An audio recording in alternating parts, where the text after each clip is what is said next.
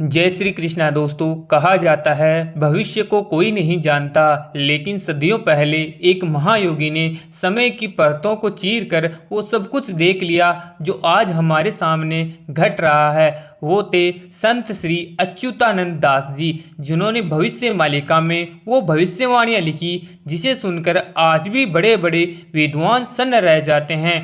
उन्होंने कहा था, जब धरती पर अधर्म चरम पर पहुंच जाएगा, जब भाई भाई का दुश्मन बन जाएगा, जब राजा अपना धर्म भूल जाएगा, जब मंदिरों में भी व्यापार होगा और जब इंसान खुद भगवान को चुनौती देगा, तो समझ लेना कलयुग का अंतिम दौर शुरू हो चुका है। आज हम उसी दौर के करीब है। साल 2026 और संकेत तेजी से प्रकट हो रहे हैं। भारत का अंतिम राजा कौन होगा, कलयुग का अंत कब और कैसे होगा, कल की अवतार कब और कहाँ जन्म लेंगे, और आखिर इस दुनिया का अंत किस रूप में होगा। दोस्तों, ये सिर्फ प्रश्न नहीं, ये वो रहस्य हैं जो हमारे भविष्य का दरवाजा खोलेंगे। हर एक भविष्यवाणी में छिपा है आने वाले युग का संकेत, एक युगांत की कहानी, एक नई शुरुआत की चेतावनी। तो तैयार हो जाइए, क्योंकि आज आज जो सुनने जा रहे हैं वो आपकी सोच, आपका विश्वास और आपका नसीब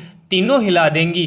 पहली श्रेणी में कलयुग के अंत की शुरुआत कैसे होगी, उसके लक्षण क्या क्या होंगे, और दूसरी श्रेणी में जब संसार का अंत शुरू होगा तो क्या होगा, कल की अवतार कहाँ पैदा होंगे, किस तरीके से विश्व का अंत होगा। तीसरी प्रकार की उनकी भविष्यवाणियां राजनीति से संबंधित है, जिसमें उन्होंने भारत, अमेरिका, रूस, चीन आदि देशों के बारे में बताया है, और साथ ही उड़ीसा के बारे में भी उन्होंने बहुत अच्छी भविष्यवाणियां लिखी है, और उन्होंने बताया है कि भारत का अंतिम राजा कौन होगा और कैसा होगा।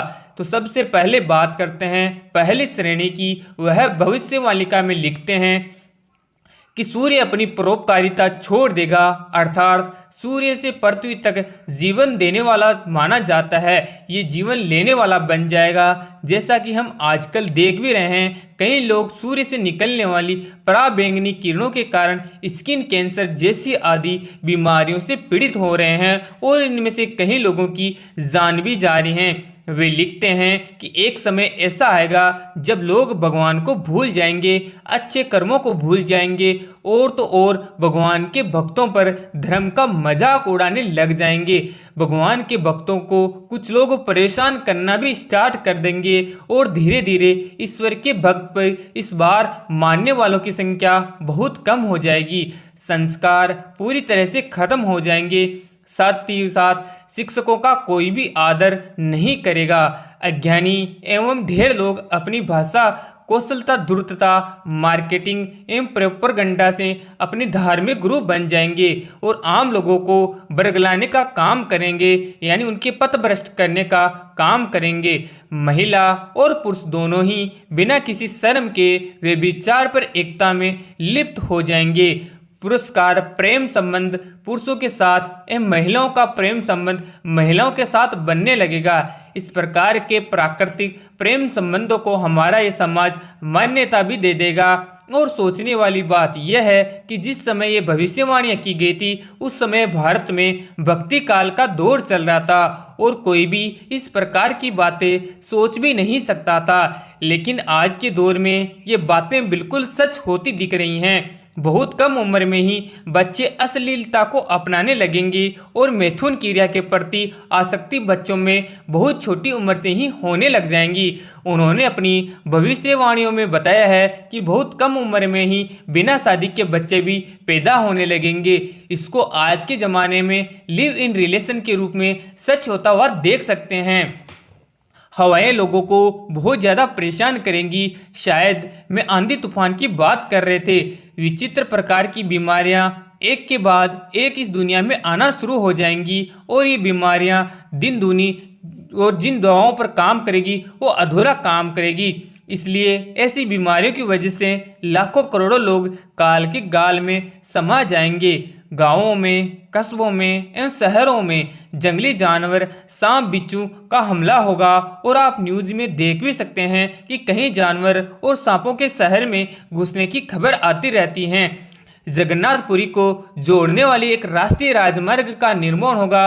जबकि दोस्तों आशा है 600 साल पहले नेशनल हाईवे का कोई कंटेंट ही नहीं था। उड़ीसा का अंतिम राजा एक बालक वृद्ध होगा, अर्थात ऐसा व्यक्ति जिसकी उम्र को ज्यादा होगी लेकिन बालक बुद्धि होगा।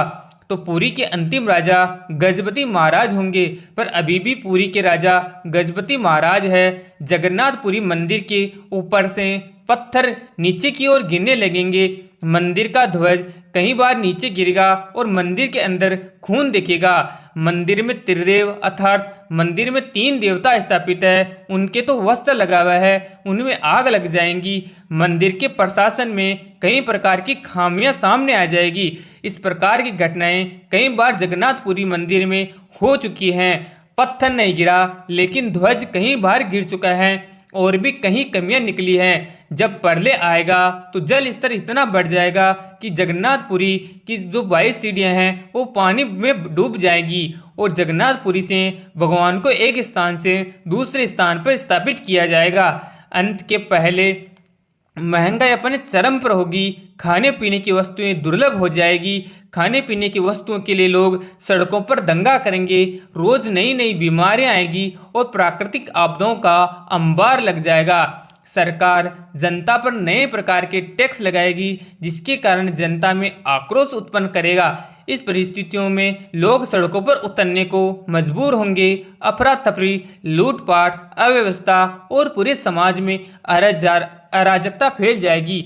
उन्होंने कल्कि अवतार के बारे में बहुत ही स्पष्ट शब्दों में लिखा है कि कल्कि अवतार कहाँ पैदा होंगे, उनका नाम क्या होगा, वह किस प्रकार अपने भक्तों के साथ जुड़ेंगे, किस तरीके से एक बड़ा युद्ध होगा, उनके माता पिता का नाम क्या होगा, वह सारे चिरंजीवी जैसे हनुमान जी, कृपाचार्य, अश्वत्थामा आदि इस युद्ध में हिस्सा लेंगे।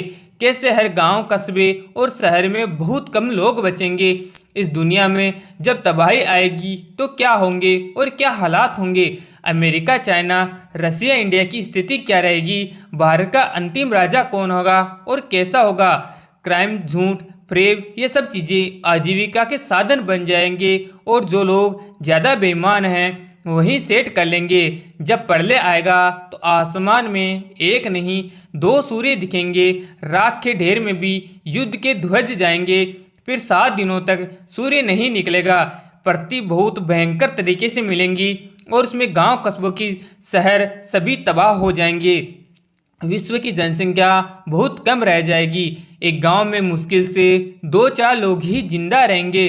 समूह आगे की ओर बढ़ जाएगा। एक बहुत बड़ी सुनामी जैसी घटना होगी और समुद्र किनारे बसे दुनिया के कई शहर समुद्र में समा जाएंगे। उड़ीसा के 6 जिले डूब जाएंगे। भगवान जगन्नाथ एवं उनका परिवार दूसरी जगह भज जाएगा। उस स्थान का नाम छातिया बट होगा। 2023 में उड़ीसा में बड़ा जल प्रलय आएगा। राजनीतिक भविष्य में उन्होंने कहा है कि भारत पर चीन एवं मुसलमान मिलकर आक्रमण करेंगे, बल्कि इस भविष्यवाणी के समय पाकिस्तान नहीं था।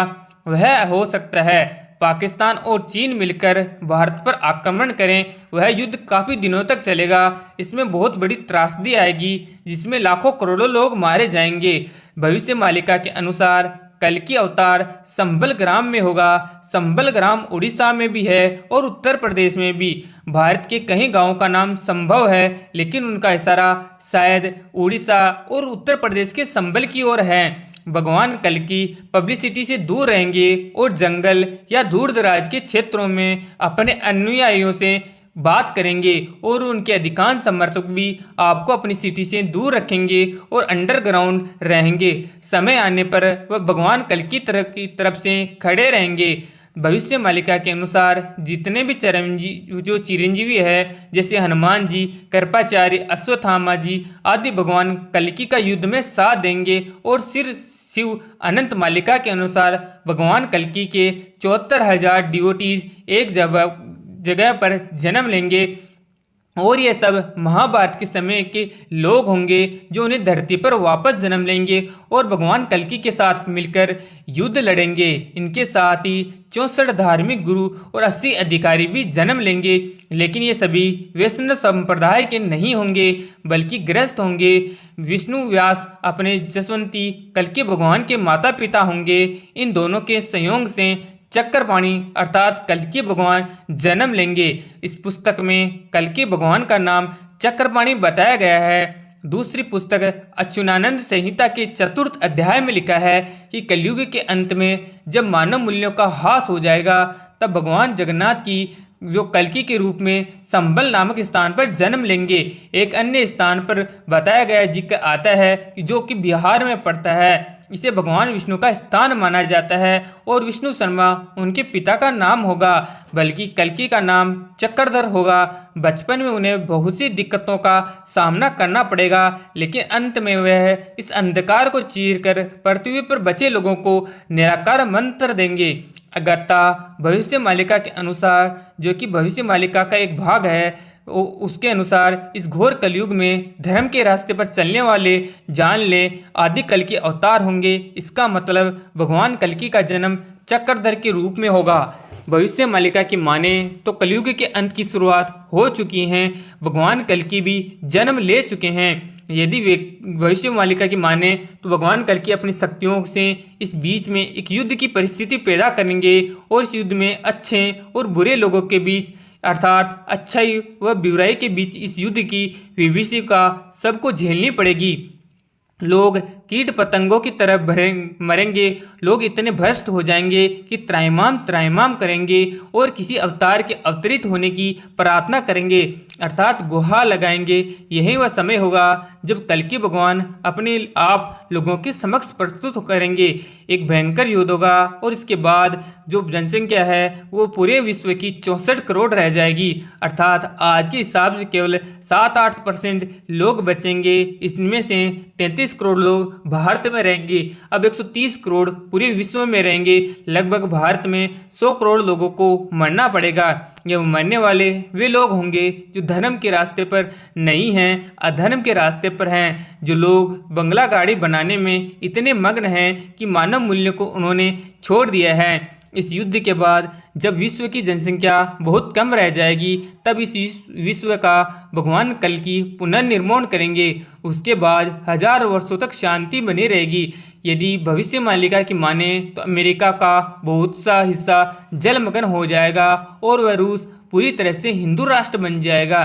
चीन तबाह हो जाएगा तो कहीं भागों में विभक्त हो जाएगा। भारत का अंतिम राजा ऐसा होगा जिसकी कोई संतान नहीं होगी, मतलब कि वह संतान का प्रयोग पुरुषों का या इशारा नरेंद्र मोदी की ओर था, इसकी कोई संतान नहीं है। या फिर योगी आदित्यनाथ की बात कर रहे हो, वह भी योगी पुरुष है, उनकी भी कोई संतान नहीं है। या फिर भविष्य मालिका का इशारा किसी और व्यक्ति की ओर हो जिसके बारे में हमें जानना जरूरी है। वृश्चिक मालिका के माने तो ये दुनिया अपने अंतिम पड़ाव पर पहुंच चुकी है, जिसमें लिखा है कि 2025 के बाद का समय 1 BC के समान होगा। और दोस्तों, यदि भविष्य मालिका पुस्तक की कुछ महत्वपूर्ण भविष्यवाणियां सामने आ जाए और भविष्यवाणियों के बारे में सही सोचें तो ये बातें लगभग सत्य हो रही हैं। अगर ये आपको कैसा लगा भविष्य मालिका की वीडियो को